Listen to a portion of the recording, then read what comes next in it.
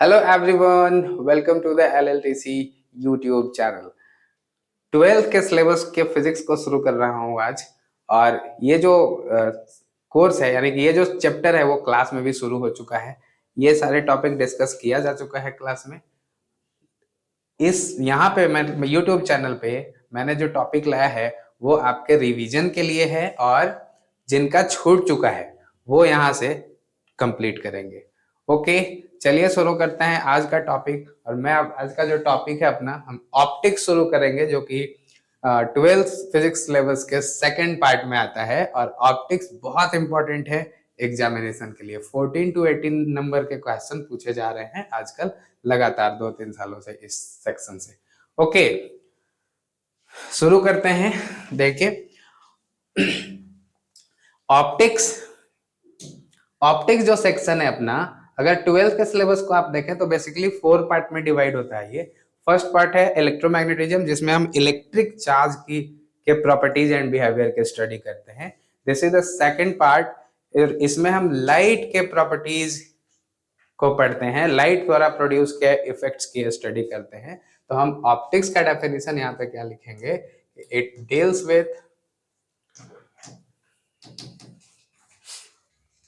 a study of effects generated by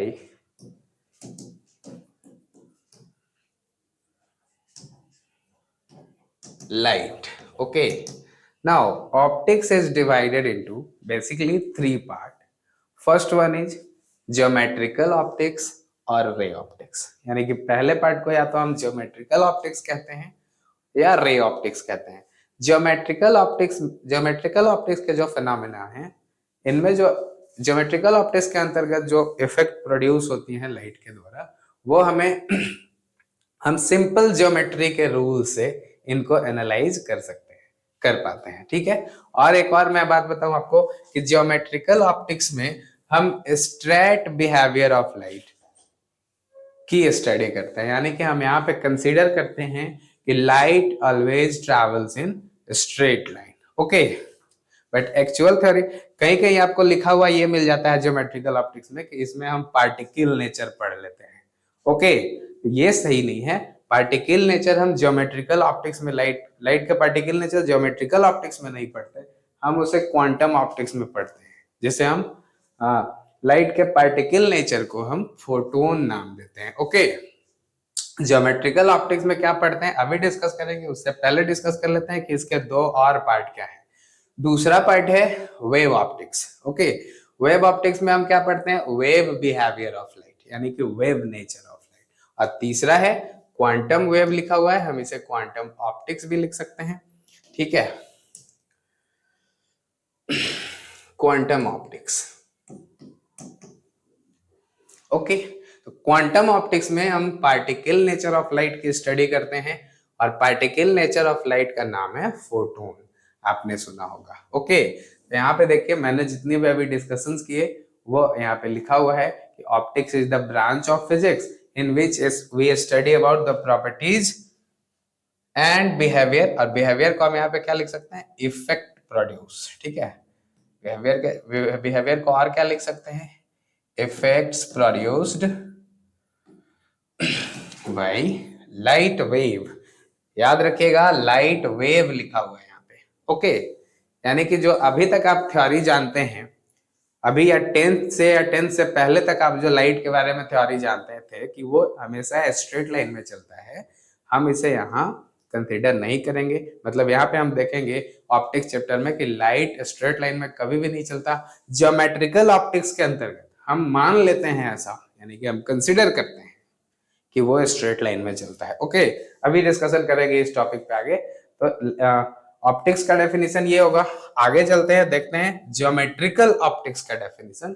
और geometrical optics का definition क्या है, यहाँ पे लिखा हुआ है, देखिए, the study of properties of light if it interact with the object having large dimension as compare to the wavelength of light.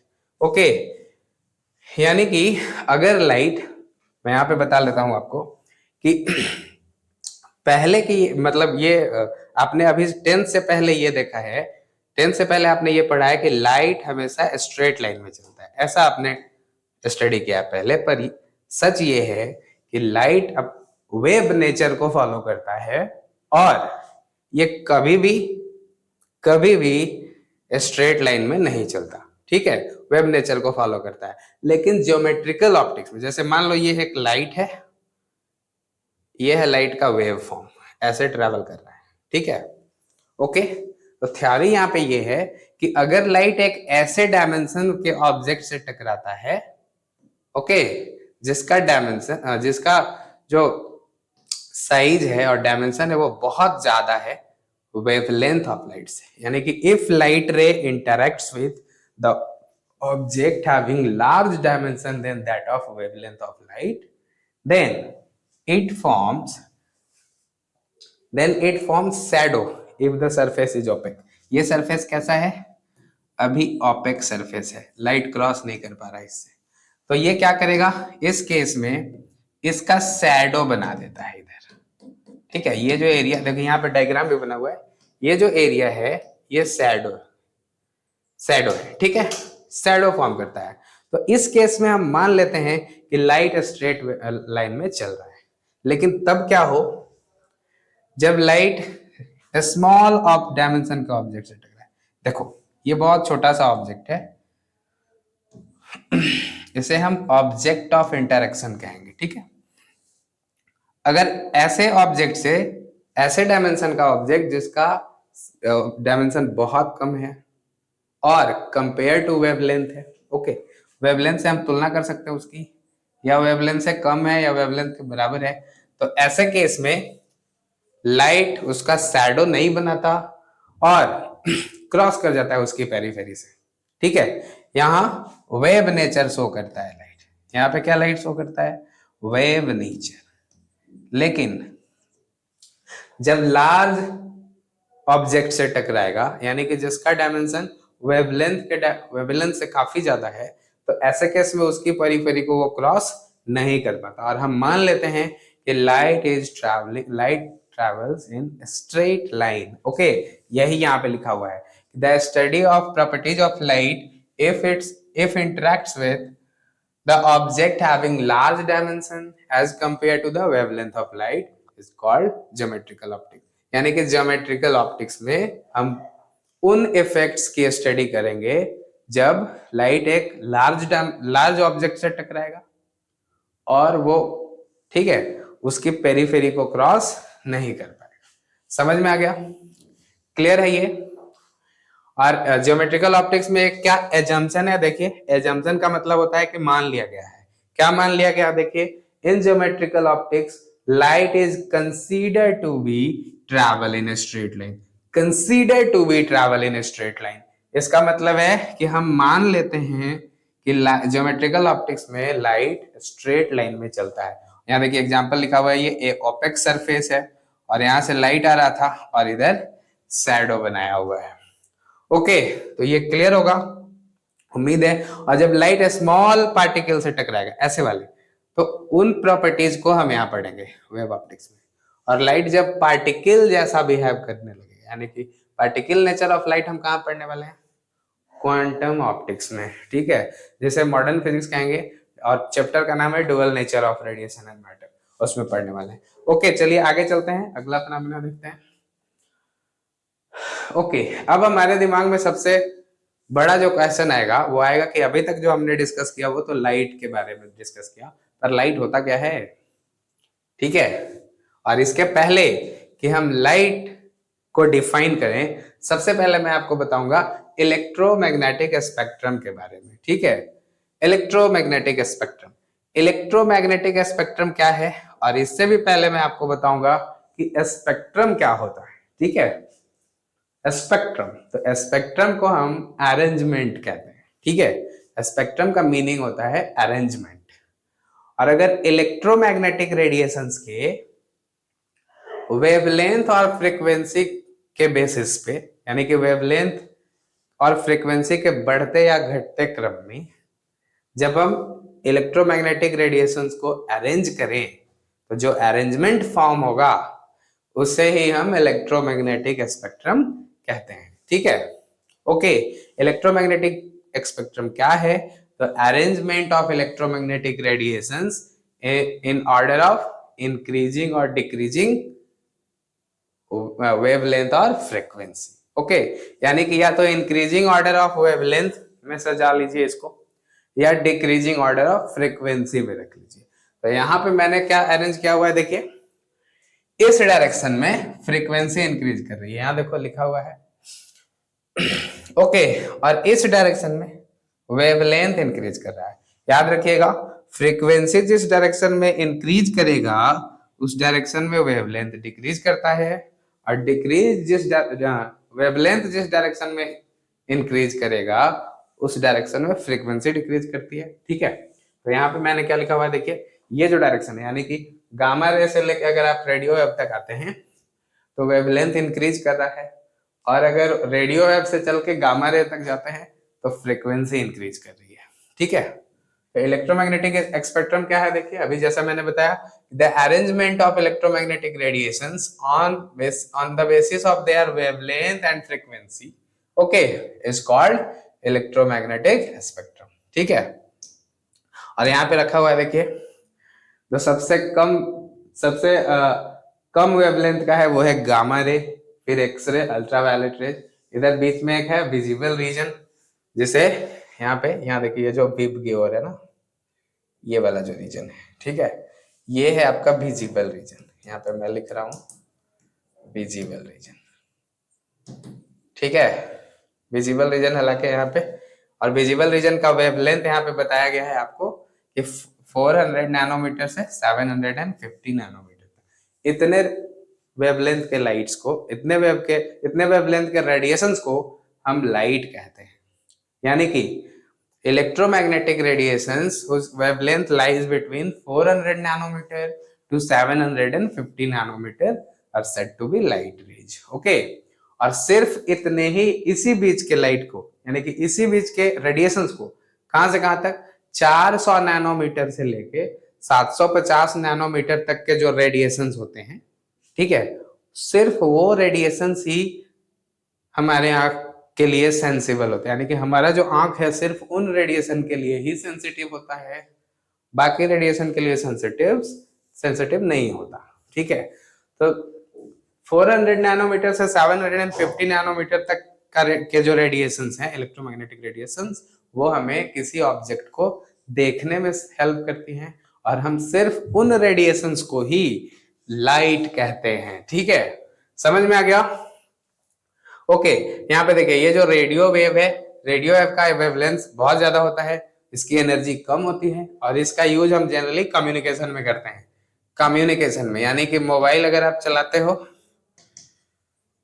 तो आसानी से उससे मैसेजेस भेज पाते हो, बात कर पाते हो लोग अलग अलग दूर स्थित लोगों से, वहां पे हर जगह पे रेडियो वेव का यूज हो रहा होता है। ठीक है, देखने में हम इन विबग्योर का यूज करते हैं, विजिबल रीजन वालों का, और कम्युनिकेशन में करते हैं रेडियो वेव का। ठीक है, तो मैंने अभी आपको क्या बताया कि the electromagnetic radiations whose wavelength lies between 400 nanometer to 700 nanometer are said to be light. Okay, तो यहाँ पे देखिए लाइट का डेफिनेशन भी लिखा हुआ है। आगे चलते हैं और देखते हैं, the electromagnetic radiations falls in between 400 nanometer to 750 nanometer are called light. Simple सा डेफिनेशन है।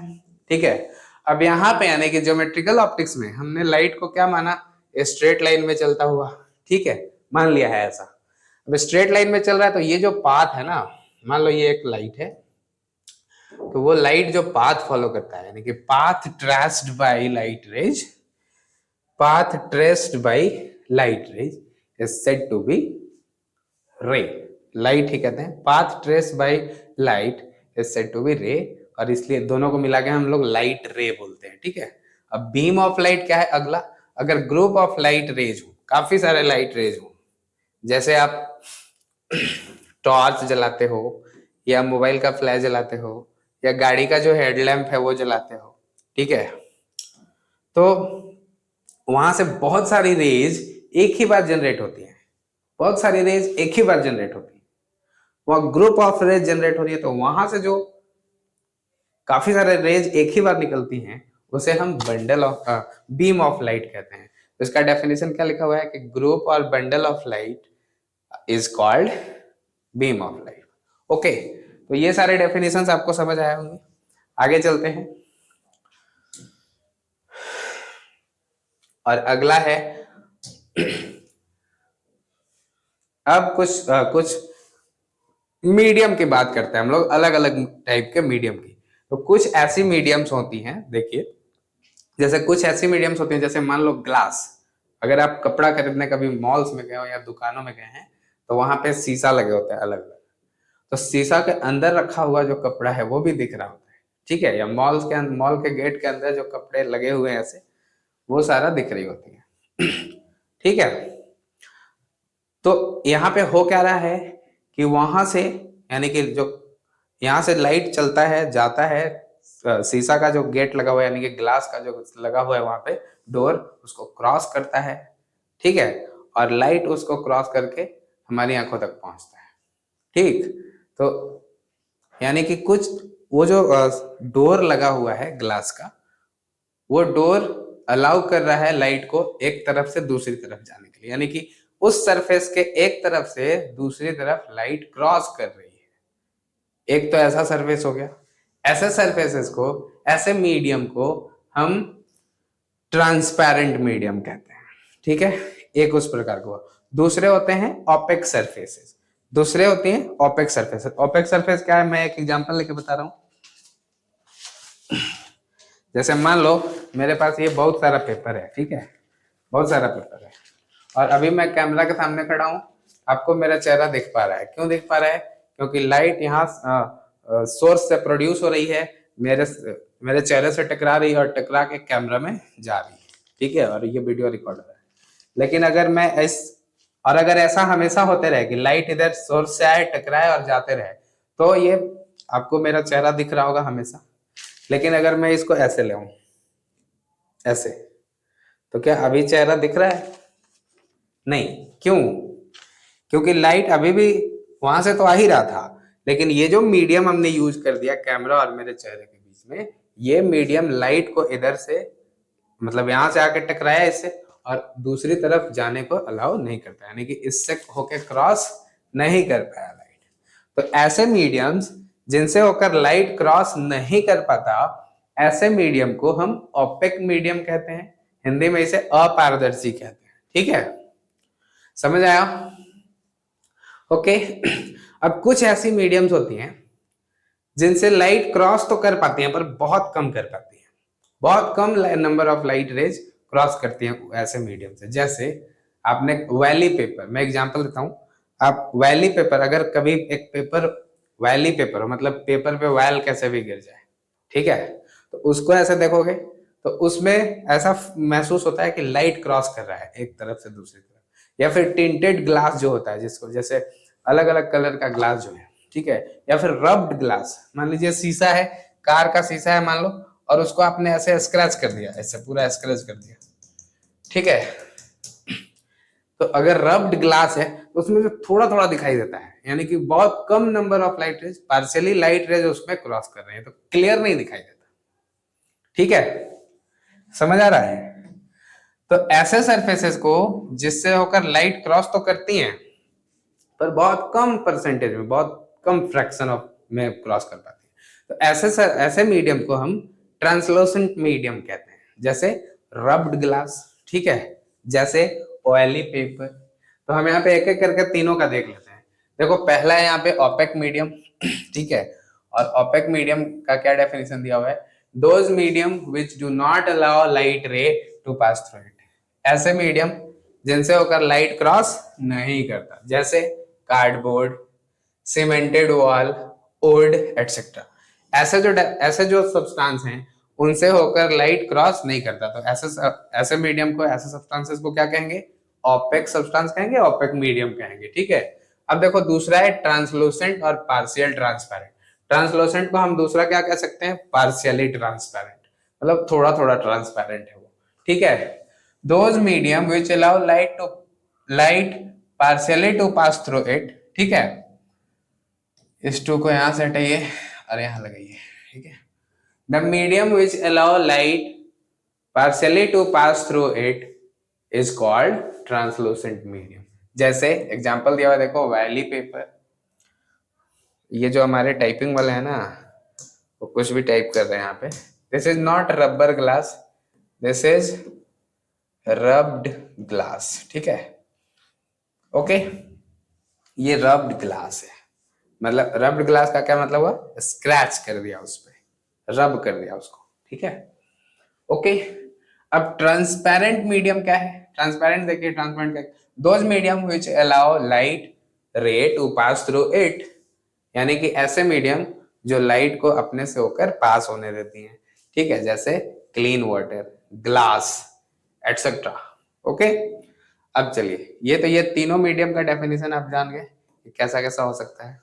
अब एक पढ़ते हैं यहां से, एक बहुत इंपॉर्टेंट फेनोमिना, उसका नाम है रिफ्लेक्शन ऑफ लाइट, ठीक है। Reflection and refraction is very important phenomena to see any object, यानी कि जब हम किसी ऑब्जेक्ट को देख रहे होते हैं तो यहाँ पे two phenomena must be required, एक तो रिफ्रैक्शन और दूसरा रिफ्लेक्शन, ये दोनों ही जरूरी हैं किसी भी ऑब्जेक्ट को देखने के लिए।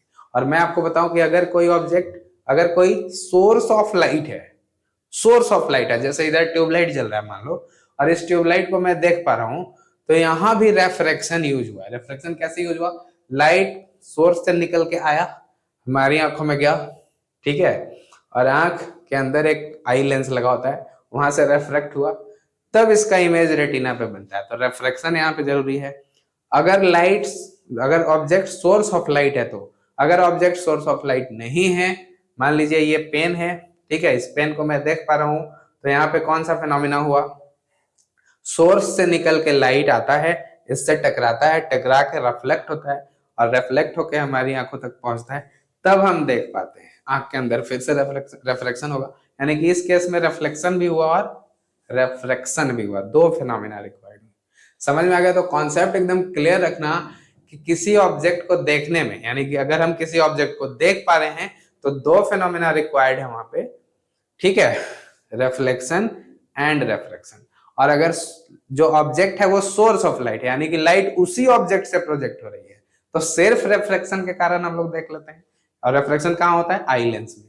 और अगर जो ऑब्जेक्ट है वो सोर्स ऑफ लाइट नहीं है, किसी दूसरे सोर्स के लाइट के कारण देख पा रहे हैं हम लोग, तो पहले ऑब्जेक्ट पे रिफ्लेक्शन होगा, फिर हमारी आंखों में रिफ्लेक्शन होगा, तब हम लोग देख पाते हैं, ठीक है, समझ आ रही है? तो रिफ्लेक्शन क्या है, मान लो ये पेन है, लाइट सोर्स से निकल के आता है, इस पे टकराता है और फिर इधर आता है, तो लाइट का सोर्स से निकल के इस सरफेस से टकराना और टकरा के मुड़ जाना उसी मीडियम में जिस मीडियम से आया था, इस फेनोमिना को ही हम रिफ्लेक्शन कहते हैं, ठीक है। और अगर लाइट किसी मीडियम से क्रॉस कर जाए, यानी कि एक मीडियम से दूसरे मीडियम में चला जाए, तो उस प्रोसेस को हम रिफ्रैक्शन कहते हैं। फिलहाल अभी हम रिफ्लेक्शन पढ़ रहे हैं। यहाँ पे रिफ्लेक्शन क्या है, देखो, reflection the phenomena of returning back of light रे, okay, into same medium when it falls on surface is called reflection of light। यानी कि रिटर्निंग बैक ऑफ लाइट रे, प्रकाश का टकरा कर पीछे मुड़ जाना, इनटू सेम मीडियम, उसी मीडियम में जिस मीडियम से ये इंसिडेंट हुआ था, when it falls on a surface, जब ये एक किसी सरफेस पे टकराता है, ठीक है। यानी कि इसको कैसे बोल सकते हैं और अच्छे से, कि किसी सरफेस से टकराकर प्रकाश का वापस मुड़ जाने की घटना को ही हम रिफ्लेक्शन कहते हैं, ठीक है। अब जब रिफ्लेक्शन पढ़ चुके हैं तो कुछ लॉज ऑफ रिफ्लेक्शन होती हैं, ओके। देखिए, मान लो ये सरफेस है, ये है सरफेस, ये सरफेस है, ठीक है। अब ये लाइट रे आ रही है उधर से, इंसिडेंट हो रहा है, देखो ये लाइट रे आया इधर से चल के, और यहाँ पे पॉइंट ए पे टकराया, पॉइंट ओ से निकल के आया, पॉइंट ए पे टकराया, और ए बी के डायरेक्शन में चला गया टकराने के बाद, ठीक है। तो इस केस में इस वाले जो आया हुआ है, ठीक है, सोर्स से निकल के जो आया है, इस रे को हम इंसिडेंट रे कहते हैं, ठीक है, ओके। और जिस पॉइंट पे आके ये टकराएगा सरफेस से, उस पॉइंट को पॉइंट ऑफ इंसिडेंस कहा जाता है, ठीक है। अब पॉइंट ऑफ इंसिडेंस पे ड्रॉ किए हुए नॉर्मल, नॉर्मल मतलब परपेंडिकुलर टू सरफेस। मान लो ये सरफेस है, इसका जो परपेंडिकुलर होगा इसे नॉर्मल कहेंगे। अगर सरफेस ऐसा है तो इसका परपेंडिकुलर ऐसा होगा, तो इसे नॉर्मल कहेंगे। ठीक है, सरफेस के परपेंडिकुलर जो लाइन होगा पॉइंट ऑफ इंसिडेंट पे, उसे हम नॉर्मल कहते हैं। ओके, क्लियर है। अब यहाँ पे टकराने के बाद, यानी कि लाइट इंसिडेंट हुआ, इंसिडेंट रे आके पॉइंट ए पे टकराता है, फॉल करता है, और इसके बाद इधर जाता है, तो इस दूसरे वाले रे को हम रिफ्लेक्टेड रे कहते हैं। ठीक है, और लॉज ऑफ रिफ्लेक्शन क्या है यहाँ पे, यानी कि हम लॉ ऑफ रिफ्लेक्शन की बात करें यहाँ पे, तो क्या होता है देखो,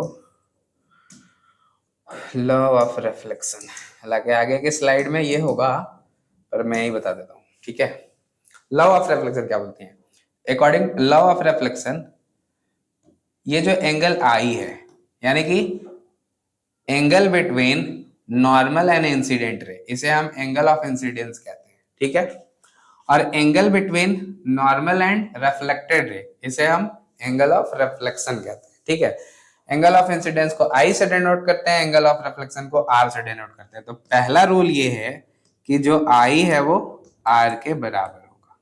ठीक है, यानी कि angle of incidence must be equal to angle of reflection.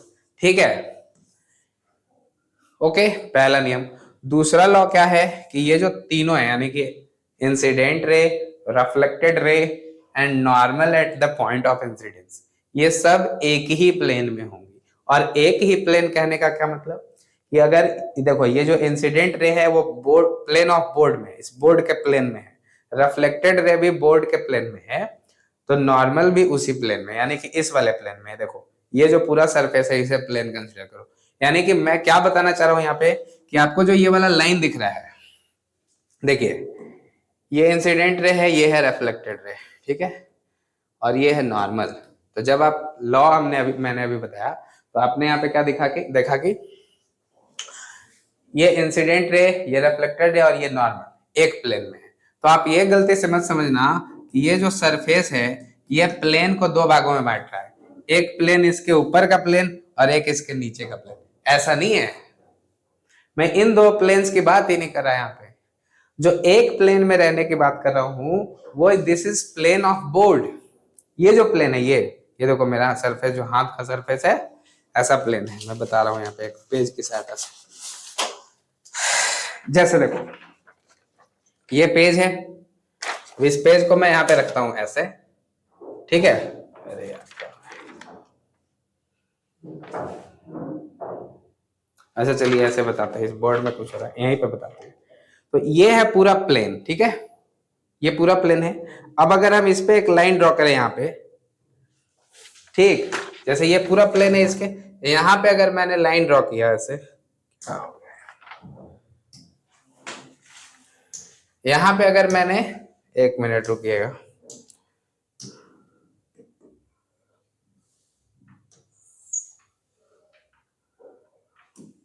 देखिए ये पूरा प्लेन है, प्लेन ऑफ बोर्ड, और यहाँ पे मैंने क्या किया, एक लाइन ड्रॉ किया ऐसे। तो ये लाइन इस प्लेन को नहीं बांट रहा, इधर का प्लेन भी और इधर का प्लेन भी सेम ही है दोनों, ठीक है। और ये इंसिडेंट रे, ये रिफ्लेक्टेड रे और ये नॉर्मल, इस वे में एक ही प्लेन में है। यानी कि आगे जब मैं आपको रिफ्लेक्शन बताऊंगा, तो अगर ऐसे लाइट चला गया, दूसरे मीडियम में चला गया, तो इसका मतलब ये बिल्कुल भी नहीं होगा कि ये ए वाला प्लेन पहला प्लेन है और ये दूसरा प्लेन है। इसका मतलब ये बिल्कुल नहीं है, ये भी सेम प्लेन है, ये भी सेम प्लेन है, और ये नॉर्मल भी सेम प्लेन है। समझ में आ गया? तो मैंने इसे, ये जो आपका प्लेन इस डायरेक्शन में, इस प्लेन को देखिए, तो इंसिडेंट रे भी इसी प्लेन में, रिफ्लेक्टेड रे भी इसी प्लेन में, और नॉर्मल भी इसी प्लेन में। और अगर दूसरी तरफ लाइट नीचे चला जाता तो भी एक उसी प्लेन में कंसीडर करते हैं, ठीक है। समझ में आ गया क्या बता रहा था मैं? ओके, क्लियर है ये? अब देखिए, तो ये है क्या मैंने अभी बताया था आपको कि दो लॉज हैं रिफ्लेक्शन के। पहला है I is equal to R, ठीक है, और दूसरा है कि ऑल दिस, यानी कि नॉर्मल, इंसिडेंट रे,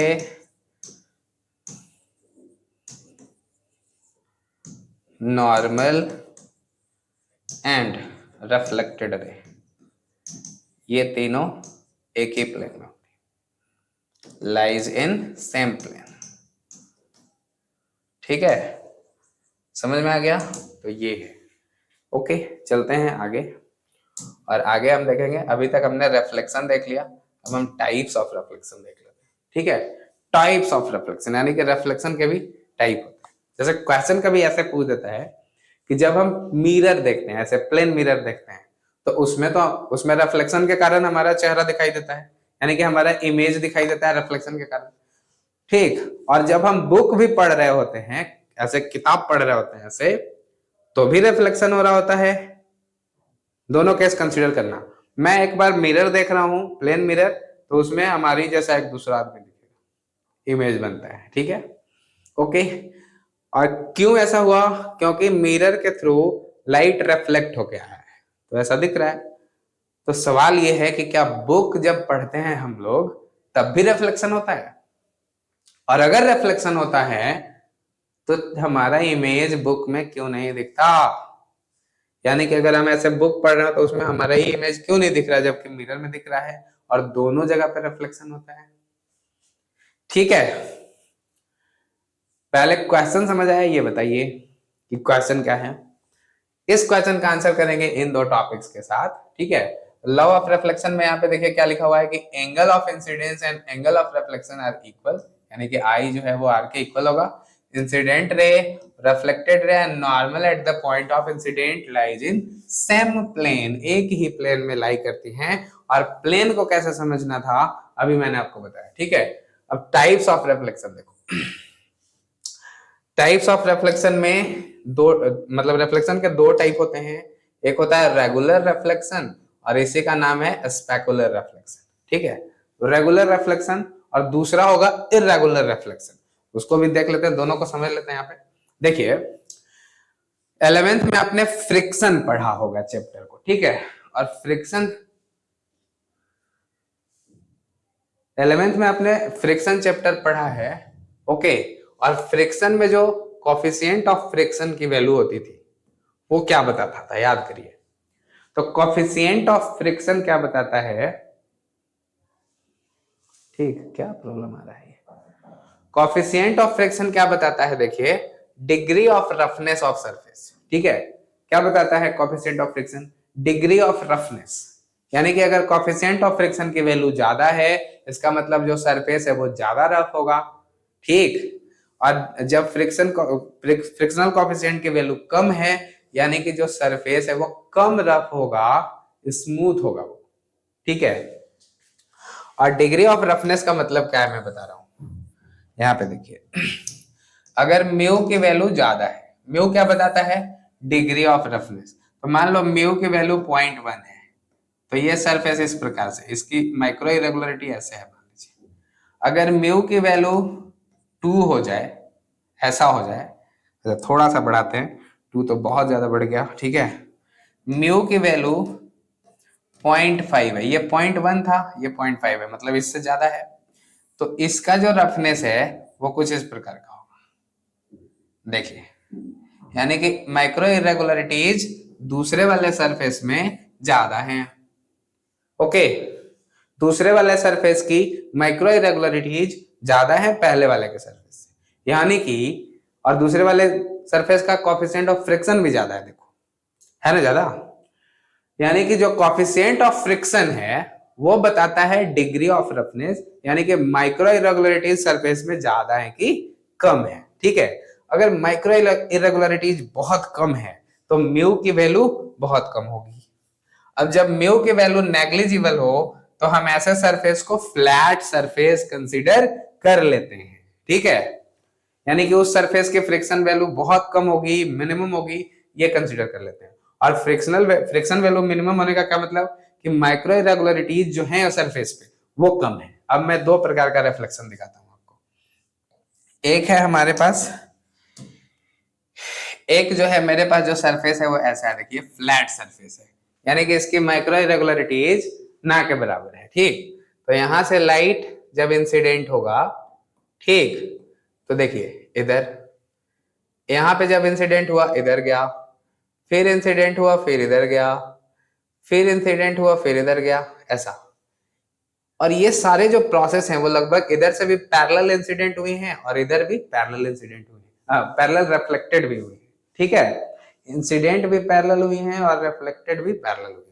तो यहाँ पे अगर हम एक एरिया कंसीडर करें, यहाँ पे यूनिट एरिया, तो यहाँ पे जो इंटेंसिटी ऑफ लाइट हो है, इंटेंसिटी ऑफ लाइट इस एरिया में, इस यूनिट एरिया में बहुत हाई है, क्योंकि नंबर ऑफ रेज यहाँ पे काफी सारे रिसीव हो रही है, और intensity of light is proportional to number of rays receiving on the area, okay, या फॉलिंग ऑन द एरिया, ये हमेशा होता है। यानी कि अगर ऐसे केस में ऑब्जेक्ट का इमेज बने तो उसकी इंटेंसिटी बहुत हाई होगी और एकदम क्लियर इमेज दिखेगा, हाई इंटेंसिटी, ओके।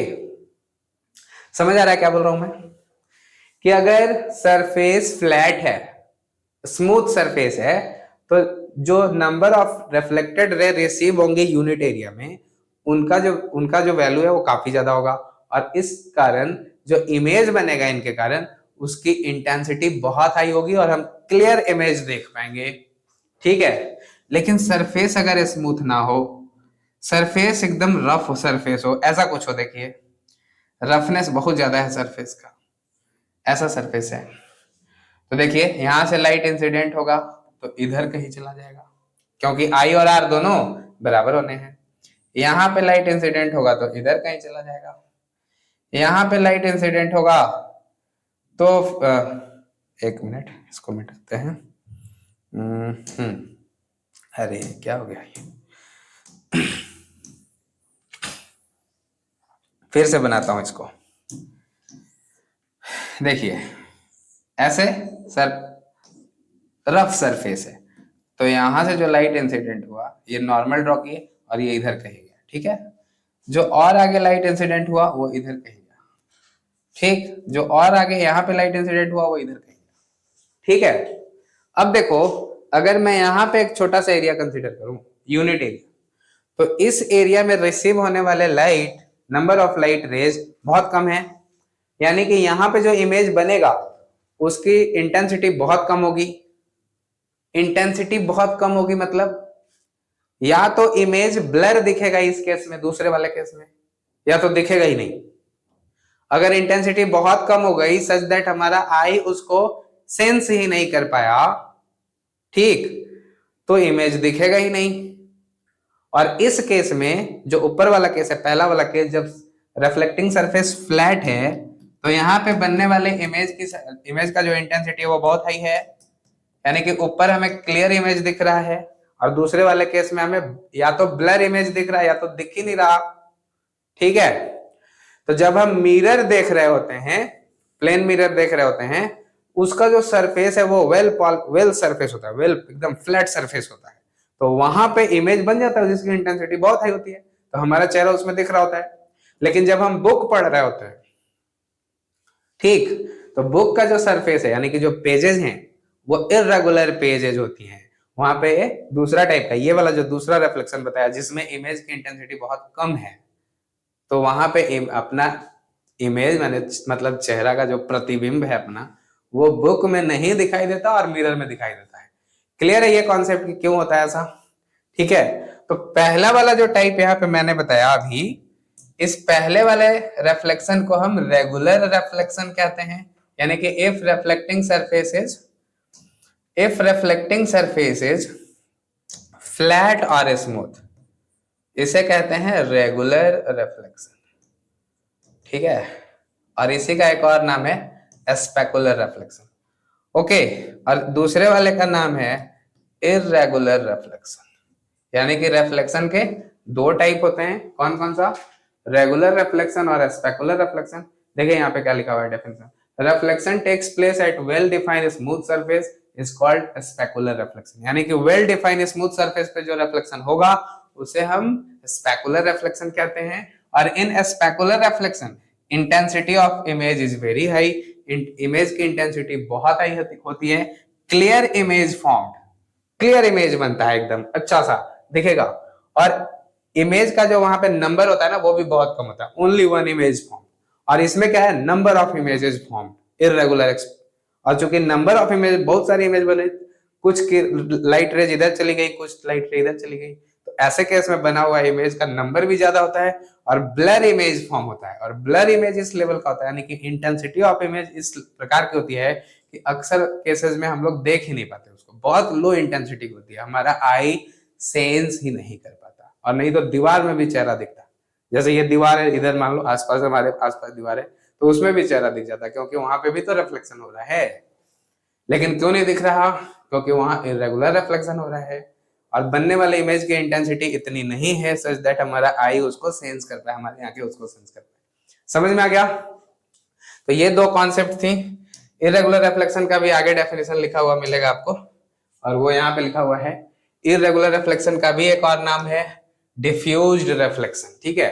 तो डिफ्यूज्ड रिफ्लेक्शन का क्या है definition? Reflection takes place on irregular surfaces. देखो इरेगुलर सरफेसेस मैंने अभी जस्ट बनाया था, जो दूसरा कंडीशन बताया था, is called irregular reflection. And in diffused reflection intensity of image is very low, blur image formed and several images formed. ये दो टाइप के रिफ्लेक्शंस हैं। आज के वीडियो में हमने इतना ही टॉपिक कंसीडर किया है। ओके, तो आज के वीडियो को खत्म करते हैं। चैनल को सब्सक्राइब कर लीजिए, वीडियो अच्छा लगा तो उसे शेयर करें, कमेंट करके बताएं। ओके, आज की क्लास को खत्म करते हैं। That's all.